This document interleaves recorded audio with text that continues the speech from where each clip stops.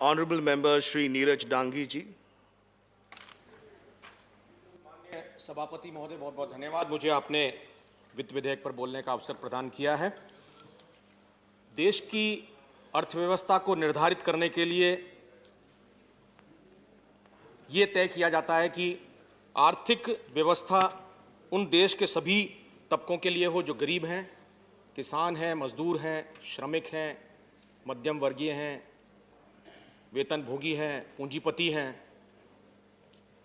और उद्योगपति हैं, और इनके माध्यम से ये इस व्यवस्था के चलते अपने जीवन को सुचारू रूप से और बेहतर रूप से चला सके, ये जो है तय किया जाता है अर्थव्यवस्था को निर्धारित करने के लिए। और ये सरकार की जिम्मेदारी बनती है कि ये इस तरह की व्यवस्था देश के तमाम तबकों के लिए लागू करें। परंतु दुर्भाग्यपूर्ण यह है कि मौजूदा सरकार ने देश की इस धरोहर को देश के निचले तबकों के हितों में न रख करके पूंजीपतियों के हाथों में सौंप दिया है। ऐसी परिस्थितियों में जहां कांग्रेस सरकार ने देश को 70 सालों तक संभाल के रखा था, वहीं इस बजट ने यह दर्शा दिया है कि देश की पूरी अर्थव्यवस्था इस बजट से निश्चित रूप से चरमरा जाएगी। बैंक बिकेंगे, पोर्ट बिकेंगे, एयरपोर्ट बिकेंगे, रेलवे स्टेशन पहले ही बिक चुके हैं। संपूर्ण रेलवे और जितनी भी सरकारी कंपनियां हैं जिनके पास लाखों एकड़ जमीनें हैं, उनको भी औने पौने दामों में इन पूंजीपतियों को बेचा जाएगा। बीमा क्षेत्र में LIC जैसी मुनाफा कमाने वाली कंपनी को भी प्राइवेट भागीदारी दी जा रही है। ऐसे में जब पूरे देश में पूंजीपति प्रधानी होगी और देश का आर्थिक गतिविधि का क्षेत्र जो है वो निजी हाथों में चला जाएगा, तो निश्चित रूप से आरक्षण को भी समय के साथ में खत्म करने की कोशिश ये लोग करेंगे, चूंकि निजी क्षेत्र में आरक्षण का कोई भी प्रावधान नहीं है। वित्त मंत्री जी का यह भी कहना था कि बेकार पड़ी बड़ी संपत्तियों को आत्मनिर्भर भारत के लिए इनका कोई योगदान नहीं है, इन्हें जो है मुद्रीकरण के लिए सीधे इन्हें बेचकर या रियायत दे करके या फिर ऐसे ही कुछ साधनों के माध्यम से इनका मुद्रीकरण किया जाएगा। मैं समझता हूं कि ऐसे व्यक्तित्व का ये निष्कर्ष निकलता है कि air India, BSNL, Bharat petroleum shipping corporation जैसे अनेक उपक्रम आत्मनिर्भर भारत के बीच में रोड़ा बन रहे हैं। माननीय सभापति महोदय, वर्ष 2020 की पहली तिमाही को लेकर के हम बात करें तो भारत की अर्थव्यवस्था जो है बहुत बुरी तरह से सिकुड़ी थी, 23.9% से। जो पूर्व अनुमान जो था गिरावट का लगभग 18.3%, उससे भी कहीं अधिक यह है। और ये आज के देश के सांख्यिकी की इतिहास की सबसे बड़ी गिरावट मानी जा रही है। इस गिरावट का असर देश की GDP निर्धारित करने वाले सभी 8 सेगमेंट्स पर नजर आ रहा है, और कोरोना काल में लॉकडाउन के दौरान इस पर बहुत बड़ा बुरा प्रभाव पड़ा था। कोरोना काल में जब इस तरह की व्यवस्था थी, उसमें दूसरी और तीसरी तिमाही में भी अर्थव्यवस्था का संकुचन जो है क्रमशः 7.5% व 8% की दर से जारी रहा। बड़ी संख्या में लोगों की नौकरियां चली गई, बेरोजगारी ने देश को चारों तरफ से जकड़ लिया, जिस पर जो है इस बिल में किसी तरह की कोई बातचीत नहीं की गई है। देश में बेरोजगारी की दर मार्च 2020 को 8% थी, वहीं अप्रैल 2020 में यह सिर्फ एक महीने में ही 24% पर पहुंच गई थी। वर्ष 2020 के सितंबर से दिसंबर माह के मध्य में यह 9 ट्रिलियन लोगों ने अपनी नौकरियां खो दी। ऐसे में 2021 का बजट, जिसे कहा जाता था कि 100 वर्षों में ऐसा बेहतरीन बजट कभी नहीं देखा जाएगा, ऐसे में देश के हालात बदलने वाला, समृद्धि वाला न होकर के ये बजट जो है देश की जनता के सपनों को तोड़ने वाला बजट साबित होगा।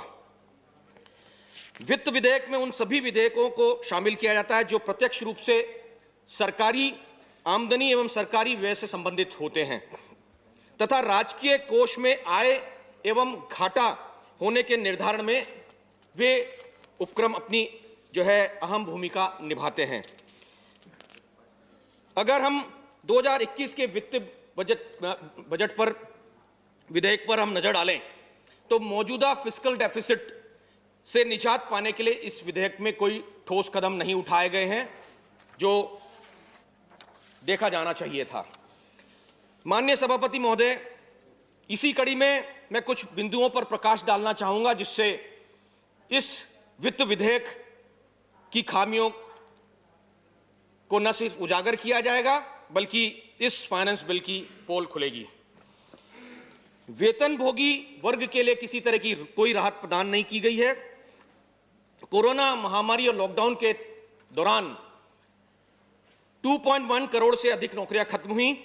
इसके बावजूद केंद्र सरकार ने ना तो आम जनता की मनोदशा को समझा और न ही उनके आर्थिक हालातों पर चिंता जताते हुए इस विधेयक में कोई बात रखी। आयकर स्लैब और उसकी दरों में कोई परिस्थितियों के मुताबिक बदलाव नहीं लाया गया और ना ही बुनियादी छूट सीमा में कोई बदलाव किया गया। उन्हें नौकरी एवं आमदनी दोनों ही न होने के बावजूद भी इनकम टैक्स भरना पड़ेगा जो पिछले वर्ष की तरह ही है। दूसरा, सीनियर सिटीजन्स के लिए जो व्यवस्था की गई है, बजट भाषण में कहा गया कि वरिष्ठ नागरिकों के लिए जो 75 वर्ष की आयु और उससे अधिक के लोग हैं उन्हें आयकर विवरणी भरने में शिथिलता प्रदान की जाएगी और ऐसे लोगों को जिनकी आय, जिनकी पेंशन एक ही बैंक में जमा हो रही है, उन्हें आयकर रिटर्न नहीं भरना पड़ेगा।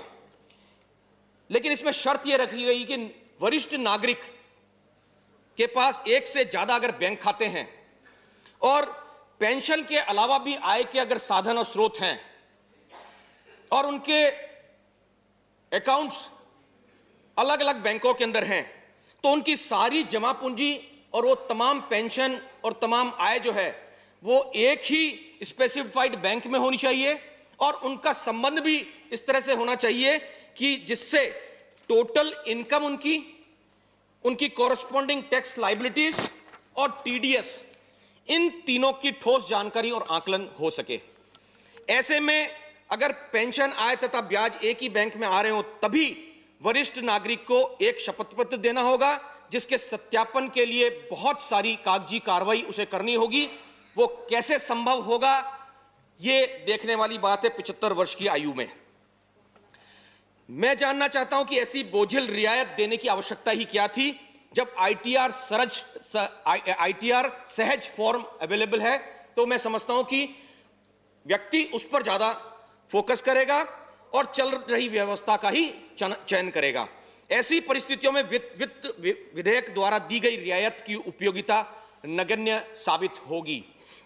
इसी प्रकार फेसलेस जांच स्कीम, कुछ साथियों ने उसे सराहा भी है, लेकिन मैं इसमें कहना चाहूंगा कि आयकर विभाग की भविष्य में चेहरा विहीन आकलन व्यवस्था लागू करने पर जो नजर है, किसी भी केस की अपील प्रक्रिया अब ऑनलाइन होगी और सिर्फ एक व्यवस्था जो शिथिलता प्रदान की गई है इसमें वीडियो कॉन्फ्रेंसिंग के माध्यम से वह लोग कर पाएंगे जिसमें अधिक गहन जांच की आवश्यकता है, स्क्रूटनी की आवश्यकता है।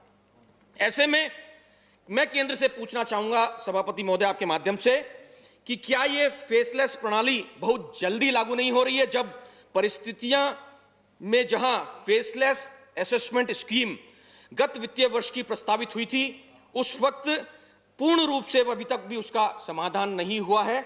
मैं समझता हूं कि ऐसे में चेहराविहीन आयकर आकलन जो व्यवस्था है वह आज के हालात की चुनौतियों को झेलने के लिए क्या तैयार है। The challenges in faceless mode of operation will include lack of adequate infrastructure for uploading data, lack of competency of front-end staff and lack of coordination between the staff and the tax officials, potential for greater rigidness, inflexibility, limitations on the file size, number of documents, difficulties in explaining complex facts, business structures and intricate legal aspects, etc. मैं कहना चाहूंगा कि न्यायकरण प्रणाली में व्यक्तिगत सुनवाई की अहम भूमिका होती है और यहां इस फेसलेस प्रणाली ने नेचुरल जस्टिस को जो है वो एक क्वेश्चन मार्क दिया है। ये ठीक उसके विपरीत है। इस व्यवस्था में किसी करदाता के आयकर रिटर्न की जांच के लिए देश के किसी भी हिस्से में कोई भी रिटर्निंग ऑफिसर उसकी जांच कर सकता है। ऐसे में किसी भी पीड़ित को अगर अपनी अपील करनी है तो उसको अपील करने का मौका ही नहीं मिल पाएगा। ऐसे में यह पारदर्शिता ना होकर के अपारदर्शिता की श्रेणी में मैं इसे डालना चाहूंगा। वरन इसे मैं कहना चाहूंगा कि यह फेसलेस नहीं, यह हार्टलेस स्कीम है। इसी प्रकार सेटलमेंट कमीशन जो है खत्म कर दिया गया है। रिटर्न रिव्यू और बिलेटेड रिटर्न फाइलिंग की समय सीमा को घटा दिया गया है। इसका सीधा असर आम आदमी से लेकर कॉरपोरेट सेक्टर तक पड़ेगा, क्योंकि सेटलमेंट कमीशन जो है वो ज्यादातर कारोबारियों की अपील के लिए होता है और रिटर्न हर व्यक्ति को प्रभावित करता है। ऐसे में सेटलमेंट कमीशन को तत्काल खत्म कर इसकी जगह इंटरिम बोर्ड ने ले ली है, जिसकी वजह से कई परेशानियों का सामना करना पड़ सकता है। जैसे सेटलमेंट को संक्रमित तरीके से सुलझाया जाना पड़ेगा। कुछ पार्ट ओल्ड रेजिम और कुछ पार्ट न्यू रेजिम के हिसाब से होगा, जो निश्चित रूप से कंफ्यूजन पैदा करेगा। इसी तरीके से नए बनाए गए इंटरिम बोर्ड के वर्किंग रेगुलेशंस अभी तक फाइनलाइज्ड और नोटिफाइड नहीं किए गए हैं। ऐसे में इस बदलाव में डिसएडवांटेजेस ज्यादा हैं। इसी प्रकार से सी फॉर्म जारी करने पर रेस्ट्रिक्शन लगाया गया है। बताना चाहूंगा कि जब सीएसटी अधिनियम 1956 के अंतर्गत जब कोई पंजीकृत बिक्री करदाता दूसरे राज्य के पंजीकृत बिक्री करदाता से माल खरीदता है तो उसे बिक्री कर की कटौती को लेकर के सी फॉर्म जारी करना होता है। ऐसे में गौरतलब है कि सी फॉर्म देने वाली वो कंपनी जो है खरीदे गए माल का 2% सीएसटी उसे लगता है, नहीं तो 13.125 के अनुसार उसे पूरी बिक्री कर उसे देना होगा। वित्त विधेयक का यह बदलाव कंपनियों को ज्यादा टैक्स देने के कारण उनकी जो वर्किंग कैपिटल है वो उसको कम करेगा।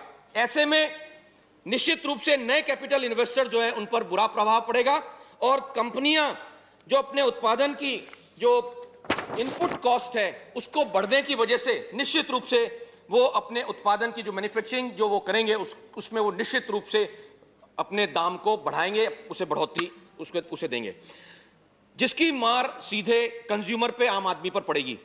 इसी प्रकार से पारस्परिकता के सिद्धांत को ओवरराइड कर दिया गया है। घर के मालिक द्वारा एक आवास समाज का गठन किया जाता है और उस समाज के सदस्यों को रखरखाव सेवाएं प्रदान करने के उद्देश्य से ऐसा किया जाता है। इसी तरह क्लब, निर्माताओं और उत्पादकों के संगठन, निवासियों के कल्याण संघ और कई अन्य संगठन हो सकते हैं जो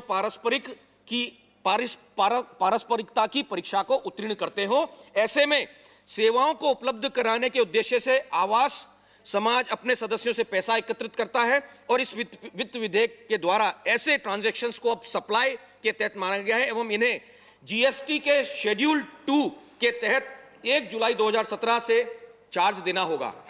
ऐसे में मैं समझता हूं कि यह बदलाव समाज के ऐसे समूह एवं उनके सदस्यों के बीच जो विशेष संबंध है उन्हें निश्चित रूप से उसमें जो है एक हानिकारक जो है वो संबंध साबित होगा। इसी प्रकार वित्त विधेयक में ULIP plan, unit linked insurance policy, मैंने भी लिया, बहुतों ने, सभी साथियों ने, कईयों ने ली होगी इसको निश्चित रूप से। ऐसे यूलिप प्लान लेने वाले जो लोग हैं उनके लिए सेक्शन 10(10)D के तहत 1 साल में 2.5 लाख रुपए से ज्यादा के प्रीमियम पर टैक्स छूट को हटाने का प्रस्ताव किया गया है। यह प्रस्ताव 1 फरवरी 2021 के बाद 2.5 लाख के ऊपर इन्वेस्टमेंट्स के ऊपर लागू होगा और इससे इंश्योरेंस इंडस्ट्री की ग्रोथ निश्चित रूप से प्रभावित होगी, जिससे अप्रत्यक्ष रूप से देश की अर्थव्यवस्था को बहुत बड़ा नुकसान पहुंचेगा। क्योंकि यूलिप प्लान मुख्यतः लॉन्ग टर्म इन्वेस्टमेंट प्लान होते हैं और इंश्योरेंस इंडस्ट्री में यूलिप प्लान से आई हुई लगभग 50% से भी ऊपर आय जो है वो देश के जो है विकास कार्यों हेतु काम में ली जाती है। अतः आज के हालातों को देखते हुए सरकार को लिक्विड मनी की आवश्यकता है, वहां पर यह कदम उठाना शायद उचित नहीं था, ये इस पर विचार करने की आवश्यकता है।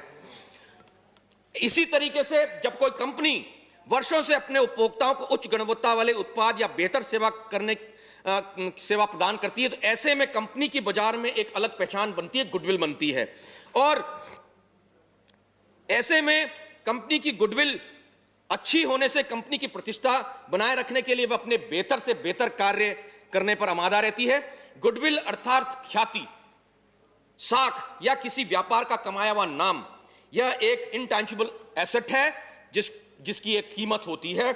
सुप्रीम कोर्ट ने भी बिजनेस एक्विजिशन करते वक्त गुडविल को डेप्रिशिएबल एसेट माना है। ऐसे में यह प्रस्ताव लाया गया कि गुडविल डिक्लाइन होती है। मैं कहना चाहूंगा कि जबकि ऐसे गलत निर्णय में जब गुणवत्ता, कंपनी किसी तरह का अगर गलत निर्णय लेती है तो उसकी गुणवत्ता निश्चित रूप से कम आएगी और उसकी गुडविल जो है वो डिक्लाइन होगी। मैं इस मामले में यह कहना चाहूंगा कि यह निर्णय स्ट्रैटेजिक एक्विजिशन एवं इंटरनल ग्रुप रिस्ट्रक्चरिंग के लिए जोर का झटका होगा। ऐसे में मर्जर और एक्विजिशंस के लिए यह एक कड़वा घूंट साबित होगा। मैं इसी प्रकार कहना चाहूंगा, बेसिक कस्टम ड्यूटी के अंतर्गत कुछ वस्तुएं जिसमें स्क्रूज, नट्स, बोल्ट्स पर टैक्स जो है 10% से 15% किया गया है। हाई स्पीड रेल प्रोजेक्ट पर 0 से 5% तथा इलेक्ट्रॉनिक टॉय पार्ट्स पर 5% से 15% तक की बढ़ोतरी टैक्स में की गई है। इसमें से ज्यादातर आइटम्स जो है वो मैन्युफैक्चरिंग यूनिट्स में काम आते हैं, मैन्युफैक्चरिंग के लिए काम आते हैं। ऐसे में इनके दाम बढ़ने से निश्चित रूप से मैन्युफैक्चरिंग यूनिट्स की प्रोडक्शन कॉस्ट बढ़ेगी, जो कि अंततः उत्पादित वस्तु का मूल्य बढ़ाएगी। देश की जनता जो पहले से ही गिरती हुई अर्थव्यवस्था की मार झेल रही है, ऐसे अमेंडमेंट्स की उन पर दोहरी मार पड़ेगी। इसके अतिरिक्त इक्वलाइजेशन लेवी इश्यूज जो हैं, जिसे आम भाषा में गूगल टैक्स कहा जा रहा है, जो 1 जून से लागू होने जा रहा है। इसके तहत देश के कारोबारियों, कंपनियों द्वारा विदेशी ऑनलाइन सर्विसेज प्रोवाइडर्स जिसमें ट्विटर, फेसबुक, गूगल और याहू जैसी कंपनियां शामिल हैं, इन कंपनियों में दिए गए ऑनलाइन एड के लिए भुगतान की गई राशि पर 6% इक्वलाइजेशन लेवी वसूला जाएगा। हालांकि यह केवल तभी चुकाना होगा जब भुगतान की राशि 1 वर्ष के अंदर 1 लाख से अधिक होगी। यह लेवी पूरी तरीके से business to business, B2B transaction पर लागू होगी। भविष्य में इसे लेकर 3 कठिनाइयां हो सकती हैं। पहली, इस टैक्स को लागू करने से एक बड़ी दिक्कत यह आ सकती है कि विदेशी कंपनियां अपने बिजनेस डेटा संभवतः शेयर ही ना करें। दूसरा, टैक्स की दर उन करों से कम है जो भारतीय कारोबारियों की इनकम पर लगाया जाता है। तीसरी दिक्कत जो है, नोटिफिकेशन में जिस इलेक्ट्रॉनिक सिग्नेचर की बात कही गई है उसे अभी उचित और पूरी तरीके से कानूनी जामा नहीं पहनाया गया है। ऐसे में मैं कहना चाहूंगा कि पिछले महीने इंटरनेट और मोबाइल एसोसिएशन ऑफ इंडिया ने कहा था कि ऑनलाइन एडवर्टाइजमेंट से होने वाली आय पर विदेशी कंपनियों पर जो है टैक्स देना पड़ेगा, तो इनसे भारतीय तकनीकी स्टार्टअप्स जो हैं उनके बिजनेस पर काफी जो है प्रभाव पड़ेगा। ऐसे में इस पर जो है मैं समझता हूं कि पुनर्विचार होना चाहिए। इसी तरीके से नॉन टैक्स प्रपोजल्स, संविधान के आर्टिकल 110 के अंतर्गत वित्त विधेयक साधारणतः धन विधेयक को भी शामिल करता है, जिसमें टैक्स से रिलेटेड प्रोविजंस जो हैं वो सरकारी धन का अधिग्रहण, nor expenditure receipt involving consolidated fund of India इत्यादि शामिल होते हैं। किंतु इस वर्ष के वित्त विधेयक में धन से जुड़े हुए मुद्दों पर ज्यादा ध्यान न देकर के नॉन टैक्स लेजिस्लेशंस एवं प्रपोजल्स को शामिल ज्यादा किया गया है। इसके अतिरिक्त फॉरेन पोर्टफोलियो इन्वेस्टर्स एक्ट में जो अमेंडमेंट्स किए गए हैं उनसे देश में रियल एस्टेट और इंफ्रास्ट्रक्चर सेक्टर्स में फंड जरूर बढ़ेंगे, किंतु केंद्र सरकार के तथाकथित आत्मनिर्भर भारत और सेल्फ रिलायंट इंडिया के ये पूर्णतः विपरीत है। ये अपने ही जो है मूल्यों को ह्रास पे रख रहे हैं। इसी प्रकार अमेंडमेंट्स ऑफ एलआईसी एक्ट 1956 में वित्त विधेयक के द्वारा एलआईसी एक्ट में 27 अमेंडमेंट्स किए गए हैं। इसके पूर्ण होने की प्रक्रिया को शीघ्र करने के लिए इसे वित्त विधेयक में शामिल किया गया है, ताकि सार्वजनिक प्रस्ताव को पार्लियामेंट की स्क्रूटिनी से मुक्त करता है ये। और जब एक कंपनी अपना स्टॉक या शेयर को पहली बार जनता के लिए जारी करती है तो उसे इनिशियल आईपीओ ऑफरिंग कहा जाता है, आईपीओ जिसे कहते हैं, जिसकी तैयारी केंद्र सरकार कर रही है। लिमिटेड कंपनियां यह कार्य इसलिए करती है जिससे वह अपनी शेयर बाजार में अपने आप को सूचीबद्ध कर सके। और एलआईसी संपत्ति का कुल मूल्य ऐतिहासिक आंकड़ों में 31.11 लाख करोड़ को छू गया है। इसी तरह आईडीबीआई बैंक को संकट से उभारने के लिए सरकार ने उसे 9296 करोड़ रुपए का राहत पैकेज देने का निर्णय लिया है। यह पूंजी सरकार और एलआईसी द्वारा मिलकर के दी गई है। इसके साथ ही एलआईसी सरकार का सबसे बड़ा निवेशक है, जो कि लगभग 55,000 से 65,000 करोड़ रुपए गवर्नमेंट सिक्योरिटीज एवं स्टॉक मार्केट में इन्वेस्ट करता है। ऐसे में यह समझ के बाहर है कि क्यों केंद्र सरकार अपनी सोने की चिड़िया के शेयर में से, जो कि सरकारी बजट में 1/3 भागीदारी प्रदान करता है, अपनी हिस्सेदारी कम करने पर क्यों आमादा है, यह समझ के परे है। सरकार का यह कृत्य पॉलिसी धारकों के लाभ को कम करने का और कैपिटल कंसंट्रेशन को कुछ पूंजीपतियों के हाथों में सौंपने जैसा होगा। जैसे कि ऑल इंडिया के बैंक ऑफिसर्स कॉन्फेडरेशन के former general secretary Thomas Franco ने ऐसे डिसइन्वेस्टमेंट्स में कहा है कि selling the house to have alcohol. मैं आगे कहना चाहूंगा, इस वर्ष के बजट में एग्रीकल्चर, इंफ्रास्ट्रक्चर एवं डेवलपमेंटल सेस लगाने का भी ऐलान हुआ है। इसमें कमोडिटीज की जो लिस्ट शामिल हुई है उसमें एकरूपता यानी कि होमोजेनिटी का अभाव है, तथा प्रपोज रेट में भी सिग्निफिकेंट वेरिएशंस हैं। सेंट्रल एक्साइज कस्टम ड्यूटी केंद्र एवं राज्यों के दोनों के अंतर्गत विभाजित होती है। ऐसे में जब सेस और सरचार्ज के द्वारा जो राशि एकत्रित होगी वो इस डिविजिबल पूल का हिस्सा नहीं होती है। ऐसी प्रक्रिया में राज्य को जो है कम पैसा मिलता है और करों का भार भी बहुत अधिक राज्यों में बढ़ जाता है। माननीय सभापति जी, आज समस्याएं तो अनगिनत हैं, लेकिन जो सबसे ज्वलंत और महत्वपूर्ण समस्या है वो किसानों की समस्या है। और किसानों की क्या दुर्दशा इस सरकार ने कर रखी है वो किसी से छिपी हुई नहीं है। कोरोना काल में जहां अर्थव्यवस्था पूर्णतः चरमरा गई थी, उस समय इन्हीं धरती पुत्र किसानों ने जो है अर्थव्यवस्था को पटरी पर लाने का काम किया था। और आज उनके साथ क्या दुर्व्यवहार जो है हो रहा है वो देश के इतिहास में काले अक्षरों से लिखा जाएगा और पूरे विश्व में यह जाना जाएगा। किसानों की मांग सिर्फ इतनी सी है कि खेती पर सरकारी सहायता तंत्र मजबूत हो और उनके उपज का सही दाम किसानों को मिले, ये उनकी मांग है। इसीलिए किसान संगठन जो है लगातार एमएसपी की मांग को लेकर के आंदोलनरत हैं और ऐसे में उनकी जायज मांग को अनसुना करते हुए कृषि क्षेत्र का भविष्य निजी हाथों में सौंपने का काम ये सरकार कर रही है। उत्पादन की लागत से नीचे जब खाद्यान्न की बिक्री की बात आती है तो इसे कानूनी प्रतिबंध लगा करके स्पेन जैसे देश ने ये एक ऐतिहासिक पहल करी है और उन्होंने ये तय कर दिया है कि अगर ये कानून जो है 27 फरवरी 2021 से प्रभावी हो जाएगा। और ये कानून हिंदुस्तान के किसान भी यही कानून चाहते हैं, जिसमें उत्पादन की लागत से नीचे खाद्यान्न बेचने के प्रावधानों का उल्लंघन करने वाले के साथ में कड़े दंड का प्रावधान इन्होंने किया, जो स्पेन ने 3,000 से 1 लाख यूरो तक लिया है और वो बढ़ करके 1 बिलियन यूरो तक भी हो सकता है। मेंबर 2 मिनट हैं आपके पास कंक्लूड करने के लिए। सर मुझे तो 25 मिनट आपको अलॉट किया गया है आपकी पार्टी से। 25 मिनट पूरा करने का मुझे कहा गया। 2 मिनट आप सर, लेकिन मैंने तो अभी तक शायद मेरे ख्याल से 20 मिनट ही बोला है। 25 आपका 23 मिनट हो चुका है। 2 मिनट। मैं ऐसे मौके पे यही कहना चाहूंगा कि सरकार को जो है इस ओर ध्यान देना चाहिए किसानों पर। पेड़ जब फल फूल से लद जाता है तो वो झुकता है, वो देता है। सरकार जो है वो इनकी वर्तमान मन स्थिति पर एक शायर ने ये खूब लिखा है, कद बढ़ता नहीं एड़ियां उठाने से, ऊंचाइयां तो मिलती है सिर्फ सर झुकाने से।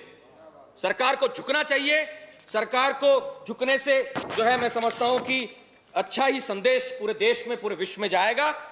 और कृषि क्षेत्र के लिए सिंचाई एक मूलभूत व्यवस्था है। इसके लिए मैंने जो है विशेष उल्लेख में भी ईस्टर्न राजस्थान कैनाल परियोजना का जिक्र किया था। इस पर भी सरकार को ध्यान देना चाहिए, इसे राष्ट्रीय परियोजना घोषित किया जाए। मैं यह भी कहना चाहूंगा कि प्रधानमंत्री फसल बीमा योजना में भी किसानों की अनदेखी की गई है। आज ये जो है फसल बीमा योजना किसानों में कतई भी लोकप्रिय नहीं है, क्योंकि इसका बीमा ही किसानों को फसलों का नहीं मिल पा रहा है। कहीं ज्यादा नुकसान हो रहा, कहीं कम नुकसान हो रहा, आकलन पूर्णतः नहीं है, इसलिए किसान इस बीमा को नहीं लेना चाहते। और स्थिति है कि भारतीय जनता पार्टी शासित प्रदेश जो है, गुजरात जैसे प्रदेश, बिहार जैसे प्रदेश जो है, वो लोग भी कंक्लूड करें, आपका समय खत्म हो चुका है। 25 मिनट आपका समय खत्म हो चुका है। ऐसी स्थिति में जो है दूसरी बीमा योजनाएं लागू कर रही हैं। मैं कंक्लूड कर रहा हूं सर, प्लीज जल्दी कंक्लूड। बहुत जल्दी कंक्लूड कर रहा हूं सर। मैं ये कहना चाहता हूं कि आप हमारी नहीं सुनना चाहते, देश की नहीं सुनना चाहते, किसानों की नहीं सुनना चाहते, जनता की नहीं सुनना चाहते, आरएसएस की तो आप मानते हैं। आरएसएस के इन्हीं के गुरु गोलवलकर भी यही कहते हैं कि सरकार की आलोचना को देश हित में सबसे ऊपरी उन्होंने बताते हुए अपनी बुक बंच ऑफ थॉट्स में लिखा है। समय हो चुका है, कंक्लूड कर रहा हूं sir. I can give you 30 seconds more, 30 seconds आलोचना को मानते हुए उनकी बात तो कम से कम आप माने। मैं कंक्लूड कर रहा हूं सर। माननीय सभापति महोदय, अंत में कृषि और धरती पुत्र किसानों के वर्तमान हालात पर कुछ पंक्तियों के साथ अपनी बात को समाप्त करूंगा। चीर के जमीन को मैं उम्मीद बोता हूं, मैं किसान हूं, चैन से कहां सोता हूं, कहां छुपा के रख दूं मैं अपने हिस्से की शराफत, जिधर भी देखता हूं उधर बेईमान खड़े हैं, क्या खूब तरक्की कर रहा है अब ये मुल्क देखिए, खेतों में सौदागर और सड़कों पर किसान खड़े हैं। धन्यवाद। Thank you honourable member.